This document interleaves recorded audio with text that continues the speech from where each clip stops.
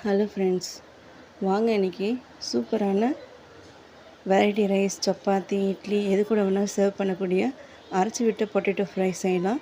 School reopening ஆக போகுது. இந்த டைமுக்கு உங்களுக்கு கண்டிப்பாக யூஸ் ஆகும். ஃபஸ்ட்டு அதுக்கு தேவையான இன்க்ரீடியன்ட்ஸ்: மிளகு, சோம்பு, தனியா, துவரம்பருப்பு, காஞ்ச மிளகாய், கருவேப்பிலை இதெல்லாம் சேர்த்துட்டு வறுத்துட்டு பொடி பண்ணி வச்சுக்கோங்க. ஆஸ் யூஷுவலாக தாளிக்கக்கூடிய எண்ணெய், கடுகு சேர்த்துட்டு பொரிஞ்சதும் கருவேப்பிலை சேர்த்துக்கோங்க. பாயில் பண்ண பொட்டேட்டோ, உப்பு, மஞ்சள் பொடி போட்டு பாயில் பண்ணி வச்சுருக்கேன், அதையும் சேர்த்துக்கோங்க.